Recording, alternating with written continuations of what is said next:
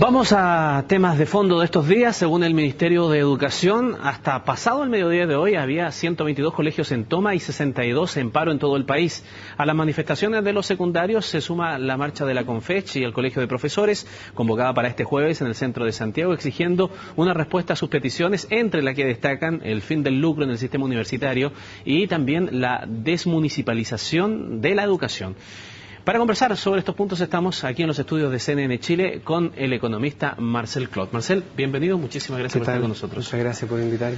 Hemos querido conversar con usted, Marcel, porque además, pongamos un poco de historia y partamos haciendo una reflexión de lo que fue, por ejemplo, la Revolución Pingüina del 2006, en donde mucho se habló que Marcel Clot estaba como asesorando o conversando con los estudiantes secundarios. En razón de eso, luego entramos al detalle de la situación, pero tiene una mirada respecto de este tema y lo ha conversado con los estudiantes. Sí, bueno, yo he sido profesor universitario, he trabajado sobre estos temas y lo que me correspondió hacer en esa época fue exclusivamente conferencias. Yo planteé mi visión sobre la educación en distintos colegios que estaban en ese momento en toma. Eso fue todo lo que yo hice, no cumplí ningún rol de asesoría ni nada que se le parezca, simplemente lo que he hecho siempre: dar conferencias, entregar información, contribuir al debate y a fortalecer lo que a mí me interesa, fortalecer el movimiento estudiantil, porque Chile necesita dar un gran salto en esa dirección. Tenemos que avanzar hacia un sistema de educación pública 100% financiado por el Estado. Ya, y del 2006, de ese movimiento estudiantil a este del 2011, ¿cuáles son a grandes rasgos las diferencias o lo poco que has avanzado desde esa manifestación hasta ahora? Mira, yo creo que en bruto, digamos, lo que se ha avanzado es muy poco y prácticamente nada en términos de lo que es modificar. Lo que se ha hecho es mejorar un poco el modelo existente. Pero eso es simplemente una manito de gato. Lo que este país necesita es un cambio del eje central sobre el cual se construye la visión de la educación pública en Chile. Pasar de la libertad de empresa al derecho a la educación. Porque Chile es el único país en el planeta que privilegia la libertad de empresa sobre el derecho a la educación. Y eso es lo que tiene que cambiar. Y en esa dirección no ha cambiado absolutamente nada desde el 2006 hasta el día de hoy. Bueno, en ese tema entonces ahí entramos ya al tema fundamental, que es lo que plantean incluso los muchachos que están hoy día liderando la movilización. Dicen que ven con el 2006 como la revolución, pero ellos no son la revolución ahora, sino que la profundización de ese cambio ahora en materias fundamentales. Y una bandera de lucha de los secundarios, la más potente sin duda, es que el Estado vuelva a tener ese rol, que coloque los dineros y que se haga responsable. Y eso es la norma general que ocurre en la mayor parte de los países del mundo. Solamente en Chile existe el derecho a lucrar con fondos públicos que se invierten en educación. Lo que está en cuestión acá es la posibilidad de que Chile pueda o no pueda hacerse cargo de la educación en Chile.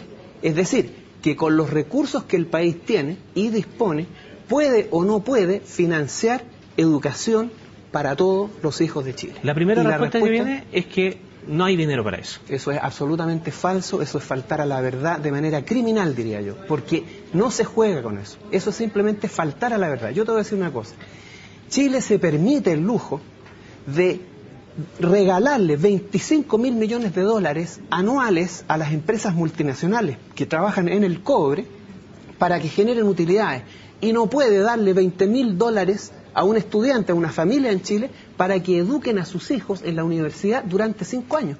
¿Qué es lo que cuesta? 20.000 dólares más o menos la educación de 5 años.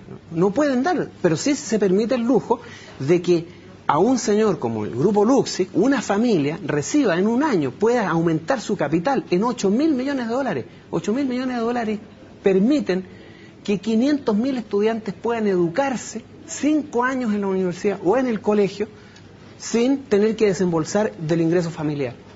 Por lo tanto, si hablamos de recursos, Chile tiene hoy día amplia y largamente los recursos necesarios para financiar una educación pública gratuita para todos los hijos de Chile de manera total, ¿no? Piensa tú que cuando en Chile teníamos exportaciones de 500 millones de dólares en los años 60, exportaciones de cobre, nosotros financiábamos la educación pública gratuita.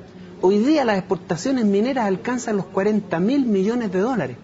Las exportaciones de cobre, de mineras en Chile, se han multiplicado por 80 veces entre los 60 y hoy día. La población apenas se ha duplicado, 2,5 veces tenemos la población. Tenemos 80 veces más recursos mineros que se exportan y tenemos apenas 2,5 veces más la población y no podemos financiar la educación pública. Ahora, frente a eso, yo he escuchado a algunos desde la otra vereda que dicen sí, pero la cantidad de gente que está en la educación superior exponencialmente sí se ha aumentado, que no tiene comparación a lo de los 60. Bueno, no importa, pero no se puede haber aumentado 80 veces. 80 veces se multiplicó la población, o sea, 2,5 veces se duplicó la población, por lo tanto la cantidad de estudiantes que están en la educación universitaria hoy día no deben ser ni 30 ni 40 veces más de lo que efectivamente ha crecido la población. Por lo tanto, el número es perfectamente financiable. Pero el dato que es relevante es que nosotros hoy día tenemos, por ejemplo, un ingreso per cápita de $15.000, el más alto de América Latina, el más alto de América Latina. Y los países de América Latina, como Argentina, como México, como Perú, como Cuba, como Uruguay, financian la educación pública con un ingreso per cápita inferior. Por lo tanto, no es absurdo ni ridículo pensar que es posible que un país que tiene el más alto ingreso per cápita de la región pueda financiar la educación pública, ¿no? La visión es que, a ver, porque aquí se pueden haber caminos absolutos o compartidos. Ese planteamiento de hacerse, de que el Estado tenga un rol mucho más preponderante con los recursos que se necesitan, ¿puede convivir con la educación privada?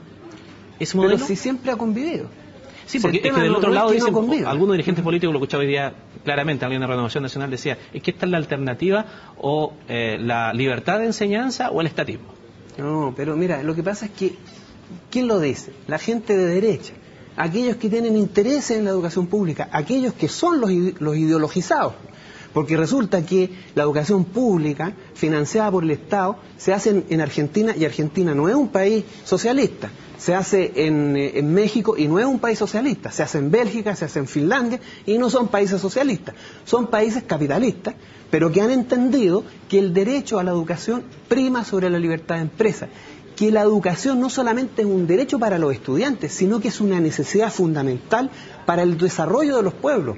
Los pueblos ignorantes están condenados al subdesarrollo. Los pueblos que crean inteligencia, mira, el cobre se va a acabar.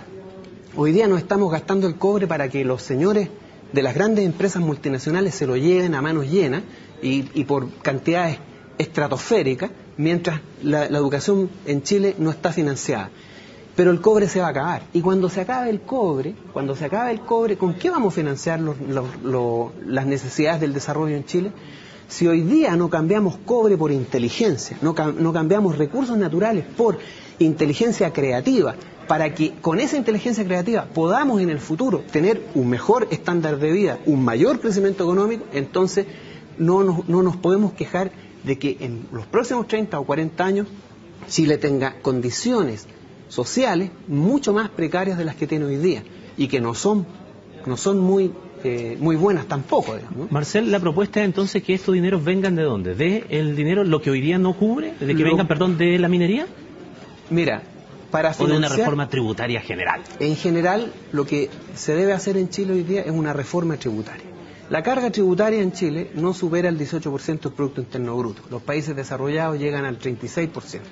Por lo tanto, tenemos un margen importante para crecer en carga tributaria, pero no en carga tributaria para las personas, no en carga tributaria para la pequeña y mediana empresa, en carga tributaria sobre los grandes conglomerados económicos que operan en Chile y que ganan a manos llenas, ¿no? Obviamente el royalty tiene que llegar a ser sobre el 30%, que es el valor económico, es la renta económica, lo que vale el aporte que Chile le hace a la empresa multinacional que viene aquí a aportar, a trabajar y a explotar los recursos naturales.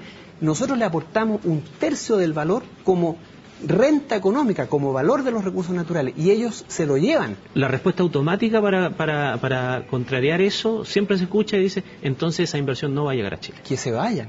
Mira, si hay algo que pierde Chile con la inversión extranjera es desarrollo.